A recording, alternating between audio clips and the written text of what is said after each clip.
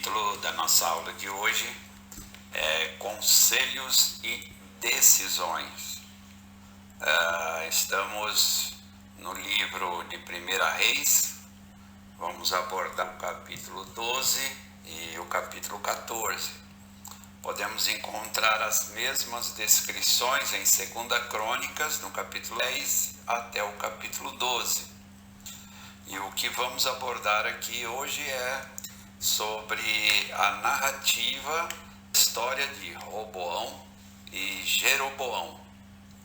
Gostaria de iniciar passando um versículo, lendo Efésios no capítulo 5 e no verso 6, que diz o seguinte: ninguém os engane com palavras vãs, pois é por causa destas coisas que a ira de Deus vem sobre os que vivem na desobediência. Esse versículo foi escolhido porque nós veremos aqui pessoas usando de palavras vãs para enganar a outras pessoas. Por isso aí a escolha e esse alerta, né?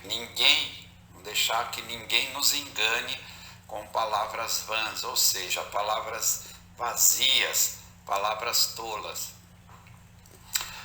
Qual livro nós adotamos para estudar na IBD? A IBD, Escola Bíblica Dominical, tem o objetivo de estudar a Bíblia. Nós cremos que a Bíblia é a palavra de Deus, é a revelação de Deus. Nós cremos que a Bíblia é a única fonte de fé para nós e a revelação de Deus para nós. E para que serve a Bíblia? Para que ela é utilizada? A própria Bíblia nos traz essa resposta em 2 Timóteo, no capítulo 3, nos versos 16 e no verso 17. Toda a Escritura é inspirada por Deus e útil para o ensino, para a repreensão, para a correção e para a instrução na justiça, para que o homem de Deus seja apto e plenamente preparado para toda boa obra. Então nós vamos ver mais uma parte da Escritura, e o objetivo aqui é que esse trecho dessa Escritura nos ensine, que possa nos repreender, que possa nos corrigir e que possa nos dar instruções. Então, é por isso que nós estamos estudando a Bíblia inteira na Escola Bíblica Dominical. E o que nós vemos de Gênesis até 1 Reis 12, porque é até aí que já foi estudado em outras ocasiões, em outros domingos, o que nós vemos é que houveram grandes problemas que desagradaram a Deus e que resultaram em castigo. Grandes problemas nós vimos até o momento que tiveram origem em homens que ouviram de Deus, que ouviram a sua palavra. Claro, anteriormente nós não tínhamos a Bíblia inteira escrita, então esses homens ouviram ou diretamente de Deus ou através dos seus profetas. E quais são esses grandes problemas? Eu elenquei dois. O primeiro, a idolatria. A idolatria acompanha toda a nossa trajetória em todas essas lições que nós estudamos até aqui. O outro grande problema é o abandono do verdadeiro culto a Deus. Porque eu creio que nós podemos sim cultuar a Deus, né? Ou mudando, nós acreditamos estar cultuando a Deus, mas fazendo isso da maneira errada, né? Da maneira incorreta. Isso é possível. podemos ser induzidos ao erro, assim como nós podemos ver isso no decorrer de todo esse período de estudo. E veremos isso novamente sendo feito nessa história de Roboão e Jeroboão. O abandono do culto verdadeiro a Deus, as pessoas sendo enganadas e acreditando que estavam cultuando a Deus. Coisa que a gente deve deixar bem claro já no início dessa lição. Eu gostaria que isso ficasse gravado em nossas mentes, e é muito importante. O culto não é para nós mesmos. Nosso objetivo não é cultuar para nos satisfazer. Lamentavelmente e tristemente, muitas pessoas estão indo por esse caminho, acreditando que o culto, que a igreja é o momento da sua própria satisfação. Há uma procura na pós-modernidade por igrejas que satisfaçam os nossos desejos, os nossos anseios, resolvam os nossos problemas. Mas o culto é para Deus. O culto não é para nós. Quando entregamos o melhor para o Senhor, aí sim, Ele aceita o nosso culto e nos aceita. Quando há um abandono do verdadeiro culto a Deus, Ele não vai aceitar esse culto. Nós podemos ler a Bíblia, nós podemos cantar louvores, nós podemos fazer oração, mas temos que ter cuidado. Poderemos ou é possível que estejamos num culto errado, tentando cultuar a Deus de uma maneira que não lhe agrada. A partir deste ponto,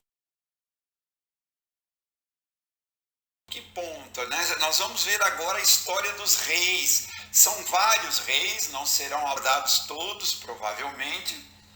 Mas a partir desse ponto, a religião se torna um instrumento político para servir aos interesses dos reis. Isso será observado durante todo o estudo. Se entrarmos em detalhes, nós podemos tirar alguns reis que vão escapar dessa armadilha, mas a maioria deles quer tornar a religião um instrumento político, quer tomar para si a religião para poder enganar mais facilmente as pessoas, porque as pessoas tendem a confiar em quem se diz religioso. O nome de Deus é apropriado pelos reis para os seus próprios projetos de poder. E aí fica a pergunta, né? Não aprendemos nada? Será que com tudo que nós temos narrado na palavra de Deus, revelado na palavra de Deus, nós ainda não conseguimos aprender nada? Nós temos que tomar cuidado, porque podemos ser facilmente enganados com promessas por pessoas que se dizem falar em nome de Deus, mas no fundo o que lhes interessa são os seus próprios projetos de poder. Uma outra coisa importante a observar é que o livro dos reis não é um tratado histórico. O autor do livro do rei estava preocupado com detalhes da história. Tanto isso é verdade que, observando as listas de reis do norte e do sul, muitos desses reis são insignificantes. Muitos desses reis raramente são mencionados ou são mencionados em algum pedacinho e acabou. E é como se fosse fumaça, some. Alguns são importantes. Lá no reino do norte, o Jeroboão, no reino do sul, o Roboão, que é o que nós vamos ver. No reino do norte ainda nós vamos ter Acabe, que o profeta Elias vai enfrentar o rei Acabe. Nós vamos ver o rei Josafá lá no reino do sul, o Jeroboão II no reino do norte e ainda no reino do sul, Ezequias e Josias. Então, estes que eu acabei de mencionar são os que o autor do livro de Reis vai focalizar mais intensamente. Então, o autor do livro do Reis, qual era a preocupação dele? Era com a questão teológica. Era com o relacionamento destes reis com Deus. Como eles se relacionaram com Deus. Por quê? Eu acredito nisso, para deixar para nós o exemplo do que fazer e do que não fazer. Então, destaco que, na minha visão, o livro dos reis não quer contar uma história. O livro dos reis quer contar como era o relacionamento desses reis. A preocupação é teológica, não histórica. Bom, então nós vamos ver inicialmente o Roboão. O Roboão, o que aconteceu com ele? Depois nós vamos ver um pouco mais detalhado. Ele ouviu maus conselhos. Por causa destes maus conselhos, ele tomou decisão errada. Essa decisão provocou uma cisão, provocou um racha, provocou uma divisão. Podemos dizer aí um péssimo exemplo, né? Ele provocou aí uma polarização. Então ele foi responsável pela divisão do reino. O Roboão acabou ficando com o reino do sul. Aqui era Davi, a descendência de Davi e duas tribos, a tribo de Judá e de Benjamim, mais as de Benjamim. E o Jeroboão, do outro lado, instituiu uma religião falsa. Para quê? Para atender os seus próprios interesses e garantir o seu poder. Esse foi o projeto de governo de Jeroboão. Ele fica com o reino do norte, aparentemente com maioria, né? Ficou aí com 10 tribos. O que aconteceu nesse reino de Jeroboão? Corrupção, injustiça social, hipocrisia religiosa e sincretismo religioso.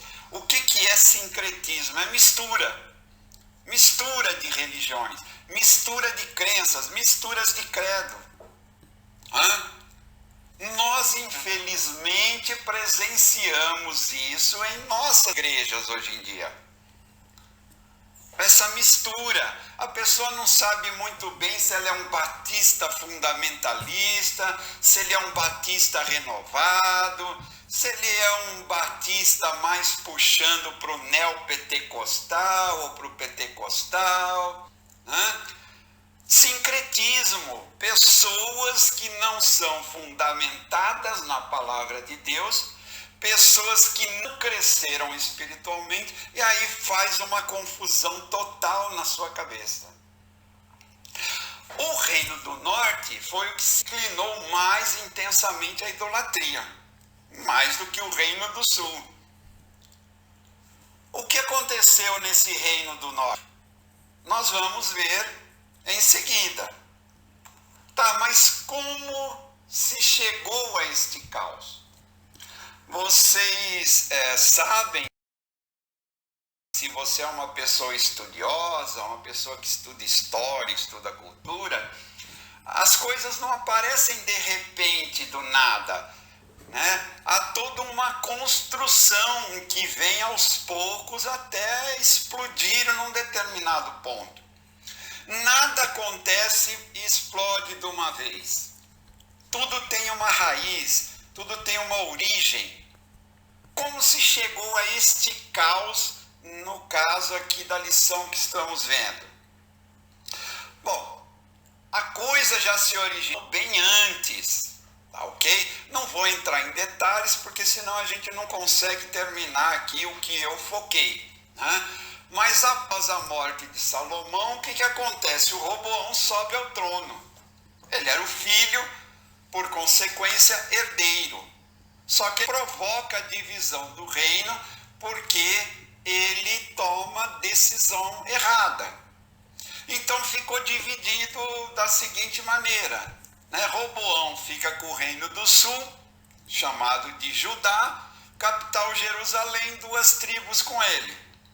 O rei Jeroboão fica com o reino do norte, chamado de Israel, ele fica com 10 tribos, cuja capital é Siquém.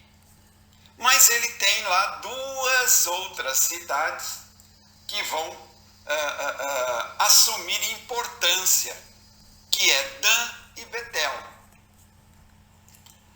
Bom, o resultado dessa confusão, dessa divisão, idolatria, confusão, sempre resulta o quê? Um castigo de Deus. O exército assírio, futuramente, em 732 a.C., vai tomar o reino do norte. O reino do norte fica cativo da Síria. E o reino do sul acaba sendo levado, né, para o exílio na Babilônia. Então o reino do sul, como o reino do norte, acaba sendo punido, acaba recebendo o juízo divino. Mas o início desse descontentamento, ele surge no reinado de Salomão. Um reinado de Salomão. Devido às alianças que Salomão fez, ele conseguiu evitar guerras. Legal, bacana, prosperidade, paz, o reino era próximo, o povo estava feliz? Pergunta, será que estava feliz? Vejamos. 1 Reis 12:4, teu pai agravou o nosso jugo. Agora, pois, alivia a tua dura servidão de teu pai e o pesado jugo que nos impôs. E nós, sim, vamos te servir. Está muito pesado esse jugo. Poxa, então não eram tudo flores. A coisa já vinha com descontentamento. Já vinha ruim. Por quê? Por que essa reclamação de 1 Reis 12:4? Vamos relembrar. Vamos relembrar. Não foi o povo que pediu um rei? Foi o povo. Queremos um rei. 1 Samuel 8:5. O povo queria um rei igual às outras nações. Não queria Deus como seu rei, como seu governante. Eu quero um rei humano. Não foi isso? Foi esse o pedido para Samuel. Qual foi a resposta de Deus? 1 Samuel capítulo 8, do verso 11 até o 19. O rei vai fazer um monte de coisas aí que não vai ser bom para vocês. Vai pegar suas filhas para ser cozinheira, padeira, vai tomar suas terras, vai pegar sua vinha, vocês vão ter que servir. Está tudo lá, depois você lê de 11 a 19. Deus avisou. Deus alertou, vocês querem um rei? Não vai ser bom. Não vai ser bom. Mas o povo teimoso, coração, não, nós queremos um rei. Olha aí o resultado. Olha aí o resultado. Qual é o resultado? Primeiro aqui, a construção do templo. A construção do templo foi uma coisa boa. Todo teólogo, todo escritor, comentarista bíblico, Salomão, o construtor do templo, mas isso custou muito. Teve um site que eu encontrei, que uma pessoa fez uma estimativa, está completinho lá, estimativa em detalhes, mas eu peguei só o total. Nos dias de hoje o templo teria custado cerca de 600 bilhões de reais. 600 bilhões de reais seria o custo da construção desse templo nos dias atuais. Para isso ele precisou de 70 mil homens para carregar carga, 80 mil para talhar pedra, 3.600 inspetores sobre ele. Não tinha betoneira, não tinha máquina cavadeira, era lá no suor, marreta, né? Rachar pedra, carregar. Então não foi algo suave, foi algo custoso, foi algo penoso. Um outro problema, o Salomão casou com 700 princesas, né? O Salomão, dizem aí os teólogos, que a estratégia dele era o seguinte: ele queria conquistar um povo, ele se casava com a princesa, com a filha do rei daquele povo, fazia aliança, né? Bobo ele, né? E não contente, não satisfeito, ele ainda tinha 300 concubinas, né?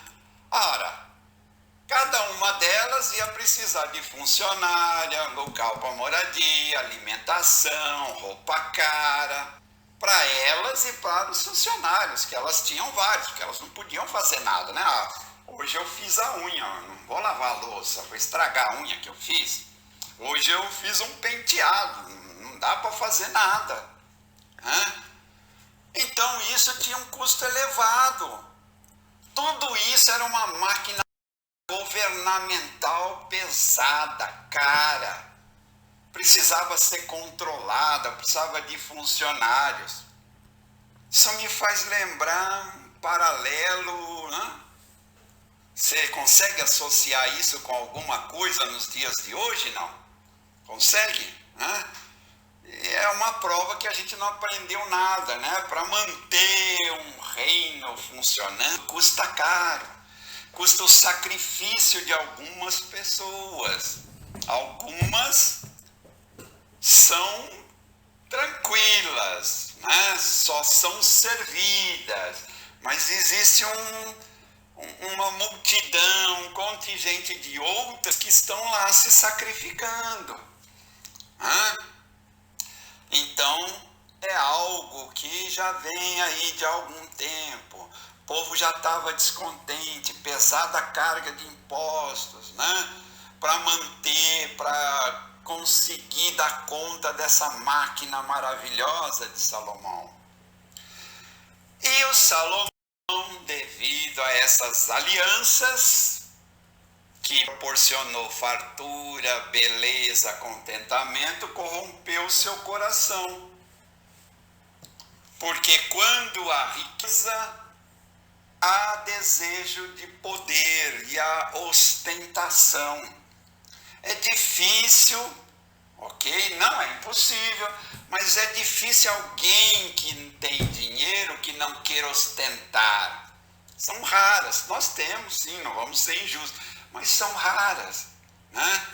Este foi o mesmo homem que fez lindas orações no início do reinado, na consagração do templo, o mesmo homem, né? Esse mesmo homem que fez essas orações maravilhosas caiu nesta esparrela. E olha que interessante, se você for lá em Deuteronômio 17, 15 a 17, Deus tinha dado uma ordem lá, né? Que o rei não deveria adquirir muitos cavalos. Se você ler, agora eu não vou entrar em detalhes aqui também, mas vamos ler, né? Vamos estudar um pouquinho, tá? Pelo menos essa tarefinha aí para você. Você vai ver que o Salomão fez o que era dito para não fazer. Ele adquiriu cavalos do Egito. Ele voltou ao Egito, pediu favores ao Egito, comprou cavalos do Egito. Olha outra recomendação que Deus tinha dado: não deverá tomar para si muitas mulheres, porque se fizer isso desviará seu coração. Olha aí, o sábio Salomão. Também não deverá acumular muita prata e muito ouro. Já tinha sido avisado, né? Percebe? Olha só Olha só, que interessante, né? Bom, diante da reclamação do povo, o rei Roboão consultou dois grupos, né? Os anciãos, que conheceram e serviram a Salomão, e os jovens que cresceram com ele. Foram lá e vamos ver aqui, vamos ver o que eles querem, qual que é a opinião deles. Né? Fez uma consulta para ver que decisão ele tomaria. E quem você acha que Roboão ouviu? Dá para adivinhar? Você já leu? Você já viu esse texto? Já estudou esse texto? Quem Roboão ouviu? Bom, tinha dois conselhos. Um era bom. O conselho dos anciões, né, ou dos anciãos, as duas formas estão corretas, dizia que a solução do problema era dar às 10 tribos o que eles queriam. Né? Aí ele falou, bom, como é que vocês me aconselham lá no verso 6? Lá no verso 7 ele tem a resposta, né? Dá o que o povo quer. Se você for servo desse povo, ele vai servir vocês. Mas você acha que Roboão queria ser servo? A arrogância e o orgulho dele, será que lhe permitiria isso? Aí teve um mau conselho. Ele decidiu acatar o conselho dos jovens. Com isso, ele demonstra total despreparo para exercer a posição em que ele estava. Porque ele já não era nenhum menininho mais. Dizem aí que ele estava aí por volta dos 40 anos. Era uma pessoa que já devia ter a cabeça no lugar. Então, lá no verso 8, está descrito lá, deixou conselhos, né, que os anciãos tinham dado, e pegou o conselho dos jovens que cresciam com ele, os amiguinhos dele. Resultado, racha no reino, divisão no reino. Bom, eu creio que provavelmente esse jovem era um bando de mimados, né? Se cresceu com ele, o filho do rei, cresceram no bem bom, né? Comidinha à vontade, roupinha, empregado, né? Então eles não entendiam nada da agonia do povo, né? Muitas vezes acontece isso com a gente. Tem muita gente que vive bem, no conforto do celular, nos melhores bairros de São Paulo, e não está nem aí para o povo, aquele que mora lá no extremo da Zona Sul, lá no Capão Redondo, no Jardim Ângela, no extremo da Zona Oeste, em Itapevi, em Amador Bueno. Um povo que está em sofrimento, um povo que sai 4 horas da manhã trabalhar e volta às 11, às 23 horas da noite. Então, esse contingente gera um povo, geram filhos mimados, né? Que gostam do eu quero, me dá, não vou. Verdadeiros reis, a quem os outros devem se ajoelhar. E o pior é que muitos se ajoelham. Ajoelham aqui figuradamente, né? Muitos vêm com ideia enganosa que eles é que estão com a razão, eles é que estão corretos. Olha o resultado aqui, olha o resultado, olha a confusão que foi provocada por um conselho mal dado. Uma coisa a se observar, o conselho dos anciões, né, ou dos anciãos, eram nas culturas antigas, principalmente na israelita, muito considerados. Sempre, quase sempre se tomava conselho com essas pessoas. Anciãos, pessoas mais idosas, possuindo mais experiências, viveram mais, sofreram derrotas, sofreram vitórias. Tem uma série de textos aí, eu estou deixando aí para vocês 6 referências bíblicas. Depois aí você vai poder ver essa aula na internet e aí você resgata esses textos e vai lê-los com atenção. Na cultura oriental, o ancião, o idoso, é muito respeitado, ele tem muito valor. Mas no mundo ocidental, convencionou-se que essa turma está ultrapassada, né? Essa turma não sabe mais nada, não está ligado com a modernidade, então o importante é a juventude. Até nisso nós estamos abandonando os exemplos da Bíblia. Olha que coisa impressionante, né? Até nisso a Bíblia não nos ensinou nada. É triste. 1 Pedro 5,5: da mesma forma, jovens, sujeitem-se aos mais velhos, sejam todos humildes uns para com os outros, porque Deus se opõe aos orgulhosos, mas concede graças aos humildes. Alerta de Pedro: jovens, sujeitem-se aos mais velhos. Bíblia não é filosofia, não é ideologia, não é psicologia. É Bíblia. Que a gente não respeita, não se sujeita ao que a própria Bíblia ensina. Abrindo aqui um parênteses, né? Faça culto de jovens, não para jovens. Será que você sabe a diferença? Cultos de jovens, não para jovens. O culto para jovens, como que é o culto para jovens? Um pastorzão jovem, roupinhas, que se identifica com jovens, o que eu acho ridículo. Eu acho que o homem, quando atinge uma idade madura, deve se comportar como um homem maduro. Essa história de querer parecer novinho, né? Essas tiazonas, esses tiozão querendo parecer molecão de academia, é ridículo, né?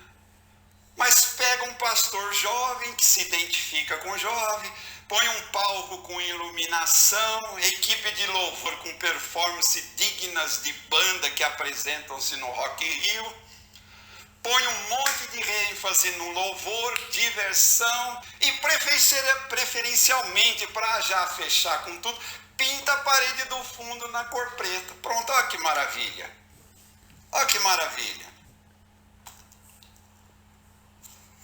Aí tem um artigo no jornal The Washington Post, foi uma análise feita dos jovens evangélicos. Eles entrevistaram mais de 1.500 jovens evangélicos lá nos Estados Unidos, né? Porque no Brasil a gente não liga para isso, né? Citação dessa pessoa, está entre aspas, então é uma citação de alguém. Quando analisamos os termos que os jovens usaram para descrever as igrejas que eles escolheram, notamos palavras repetidas. Que palavras? Acolhimento, aceitação, pertencimento, autenticidade, hospitalidade e cuidado. Ainda essas pessoas que fizeram a entrevista chegam à seguinte conclusão: trazer os jovens para a igreja é fácil, difícil é mantê-los na palavra. Põe um show pirotécnico, música, som, bagunça, coisa bacana, você traz o jovem para a igreja. Agora, eu quero ver mantê-los na palavra. E mantê-los firmemente na palavra. Não é manter com engano da palavra. É manter firme, desde a infância, sabe, as sagradas escrituras que podem te tornar sábio.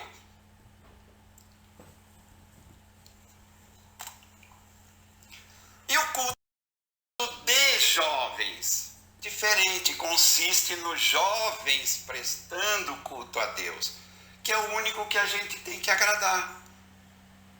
Não é atendendo aos interesses meus, mas um culto a Deus. Nós vamos à igreja para servir, não para resolver problema pessoal, existencial, financeiro. Não é esse o propósito da igreja. Nós vamos à igreja para servir ao próximo. não para ser servido pelo próximo. A tarefa do crente cheio do Espírito Santo é edificar. Esse é o propósito da reunião na igreja.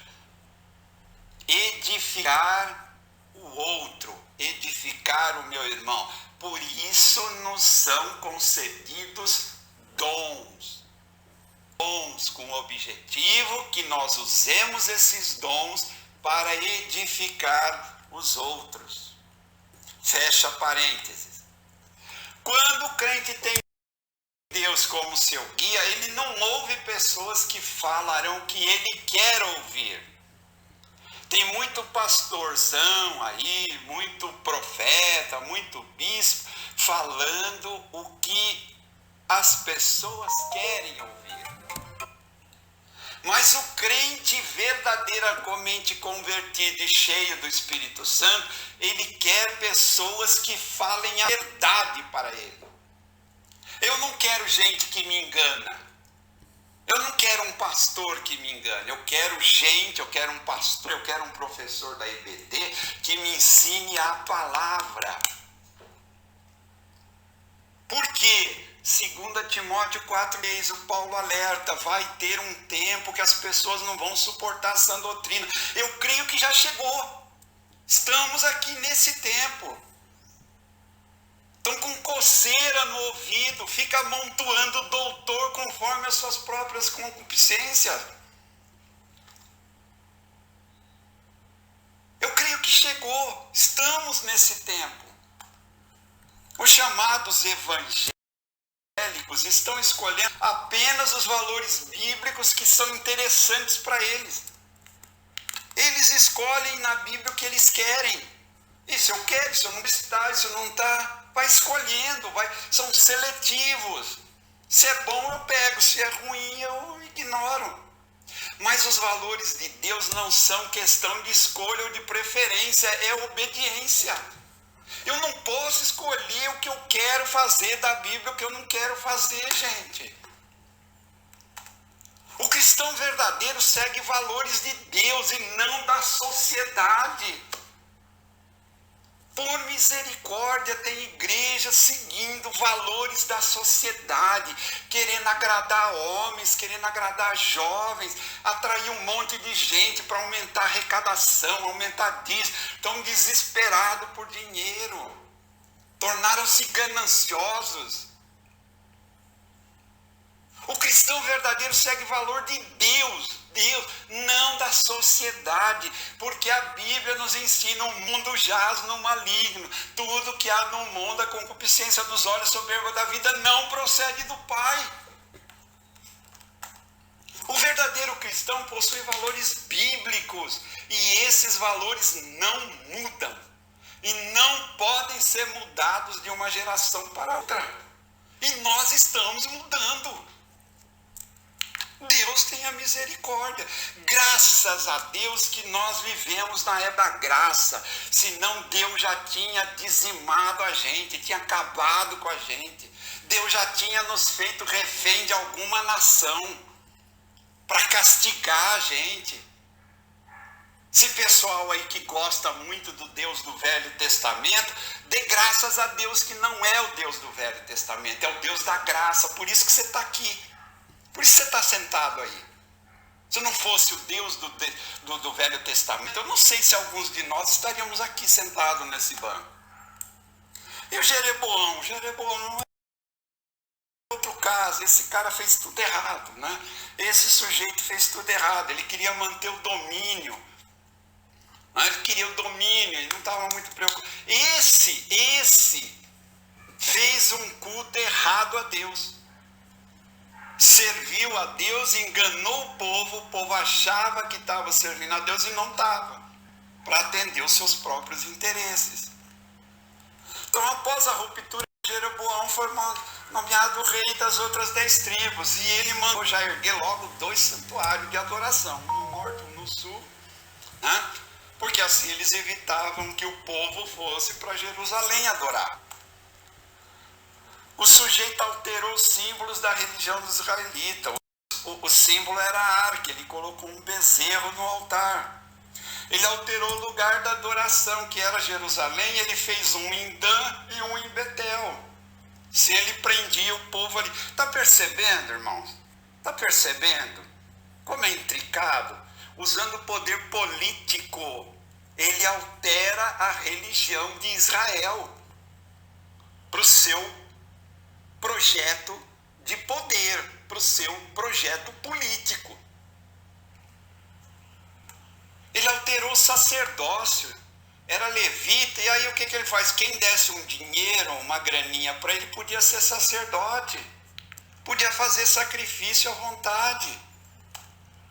Ele alterou a data das festas, ele escolheu o 8º mês para uma festa que inventou, mas a festa mais importante era dos tabernáculos, que era no 7º mês do calendário judaico. Percebe quanta coisa esse homem fez de errado? Construiu um processo de poder político usando o nome de Deus. O pecado da idolatria foi uma das principais causas dos infortúnios do povo de Israel. Irmão, a idolatria vai mais adiante do que se ajoelhar para uma estátua. Você está aí sentado, está falando, eu não sou idólatra, graças a Deus, aleluia. Será? Será? Hoje a gente tem a idolatria egolátrica.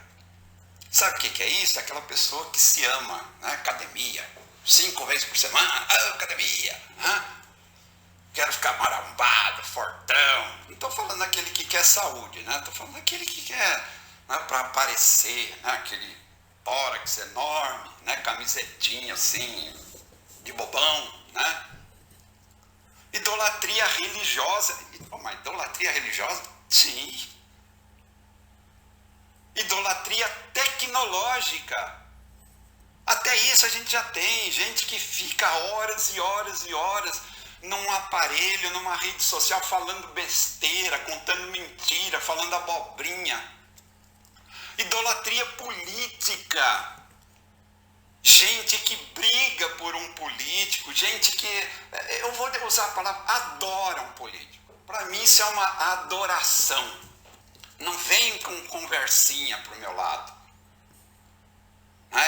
Gente que, se o político falar, capaz dele ir lá e se ajoelhar na sua presença, desde que ele faça o que ele quer, né? Idolatria de Mamon, que é o dinheiro. Mamon, Deus Mamon é o dinheiro. Como é que idolatria? Então, todo aquele que direciona o seu culto, a reverência para qualquer coisa que não seja Deus. Trabalho, casamento, dinheiro, bens materiais, políticos, atletas. Tem um pessoal aí que adora ídolos gospel, as bandas, né? A banda vai tocar, vai todo mundo, enche estádio, aquele fervor, né? E pula e dança, e o sujeito tem aqueles, eu sei lá como é o nome disso, espasmos espirituais. Tem aquele que adora os times de futebol, briga, né? Pelos times de futebol, pelo dinheiro. Algumas pessoas usam Deus apenas para conseguir seus propósitos. O caso do Jeroboão. Quando eles conseguem, o que eles fazem? Descartam Deus. 2 Crônicas 12:1. Sucedeu que, havendo Roboão confirmado o reino e havendo se fortalecido, deixou a lei do Senhor e com ele todo Israel. A pessoa que alcançar fama, dinheiro, poder, ascensão social, conseguir a beleza. Descarta Deus da sua vida. Algumas pessoas querem um Deus que deve cumprir e satisfazer a sua necessidade, que é um Deus para atingir os seus objetivos pessoais de forma egoística. Gente, o ensino da Bíblia de Gênesis a Apocalipse é que a pessoa existe para servir o outro. Todo mundo que defende direitos pessoais ou de um único grupo está fora do que a Bíblia ensina. Vou repetir para você, Pessoas que defendem direitos pessoais ou de um grupo exclusivo não entendeu o ensino da palavra de Deus. Quer que eu repita de novo? O ensino da palavra de Deus é o sacrifício pelo outro. A minha preocupação é com o conjunto, não com um indivíduo, não com um grupinho de indivíduo favorecido. Quem defende isso, quem pensa isso, quem acredita nisso, precisa estudar a Bíblia e orar mais. Essas pessoas não levam em conta a vontade divina e os seus preceitos, né? É uma geração hedonista. O que é hedonista? Considera o prazer como o bem supremo. O prazer tem que ser meu, é o prazer pessoal. Eu não quero dor, eu não quero desconforto, eu quero experiência prazerosa, eu quero gratificação. Eu sou feliz se eu consumir. Negligencia as consequências a longo prazo, eu quero agora. O problema de eleger uma fé utilitarista, meu irmão, é o que originou as igrejas neopentecostais. Eles descobriram um nicho de mercado, eles são empreendedores. Descobriram que tinha um monte de gente, né, querendo ser hedonista. Opa, tá aí, vamos aproveitar. Então a ênfase é nas bênçãos que Deus pode dar. E não com fidelidade ou adoração a Deus. É o meu prazer. Paulo alerta isso, que nós devemos apresentar os nossos corpos como um sacrifício santo e agradável a Deus. Esse é o verdadeiro culto. Tudo que a gente fizer não é para homens, é para Deus. As ênfases neopentecostais têm influenciado e mudado o rosto da igreja no Brasil. É triste, lamentável. Quando a gente era para se tornar mestre, nós invertemos a nossa posição. Algumas igrejas são inclinadas a repetir. Isso é feito veladamente. Eles foram implementando, né? Eu afirmo isso, irmãos, com a experiência de quem está há 52 anos no movimento batista. Eu sou batista há 52 anos. E eu tenho percebido como tem infiltrado, como tem sido aceito coisas que o batista tradicional não praticava, não fazia. Algumas igrejas históricas estão assimilando essa liturgia, tolerando filosofias, ideologias. A religiosidade pós-modernista, né? Elas são volúveis, elas são diluídas. Cada vez que vai surgir uma nova forma, é assimilada. Porque é bacana, a gente precisa trazer gente. Hoje as nossas igrejas estão contaminadas pelo sincretismo religioso.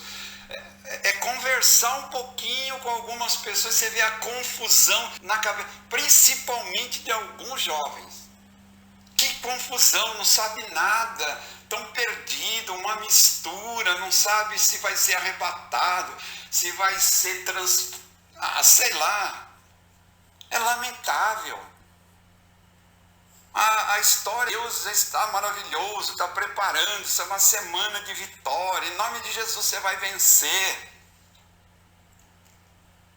No neopentecostalismo, a interpretação bíblica é baseada no Velho Testamento. E aí eles criam arquétipos. Né? O que é isso? É um conceito da psicologia que representa padrão de comportamento associado a uma personagem. Lições para você ficar rico. Vamos ver Salomão. Serei vitorioso como Davi. Nada é impossível. Série sobre o livro de Jó. Um Deus para atender o que eu quero. um Deus para dar o que eu quero. Você prefere o Deus do Antigo Testamento ou o Deus do Novo Testamento? O Deus do Antigo Testamento mandava fogo do céu. O Deus do Novo Testamento fala de paz, fala de amor, fala de servir, fala de amar. Não fala de destruir. O Deus do Novo Testamento fala que se teu inimigo te der, leva um tapa na cara, dá o outro. Ele quer a túnica, dá o casaco. Nós não queremos esse tipo de pessoa. Nós queremos aquele tipo de pessoa que distrai, acaba com tudo. Arma na cintura, né? Arma debaixo do travesseiro. Se aparecer alguém aí, eu mando bala. Eu sou vitorioso. Em Deus eu sou mais que vencedor. Eu repito, dê graças, porque você está na época da graça. Porque muitos de vocês não estariam aqui sentados nesse banco. A quem você quer servir? Quem você quer servir? Qual é a sua decisão? Você tem que fazer uma escolha. A quem você vai servir? Eu acredito que se você está dentro de uma igreja, usa o nome de cristão, que você, no mínimo, queira assimilar os conhecimentos que a Bíblia é para você. E o seu coração? Onde está seu coração? O que está no seu coração? Efésios 4. Para que não sejamos mais meninos inconstantes, levados em roda por todo o vento de doutrina, pelo engano dos homens, que enganam. Antes siga a verdade em amor, cresçamos em tudo naquele que é a cabeça, Cristo. Chega de meninice. Tem gente que está na igreja há 50 anos e ainda é menino. Ainda está tomando leitinho espiritual, tomando mamadeirazinha espiritual. Caindo em ideologias mentirosas. Caindo em filosofias mentirosas. Se deixando enganar, se deixando levar pelos desejos da sociedade, se deixando levar pelos desejos de um grupo.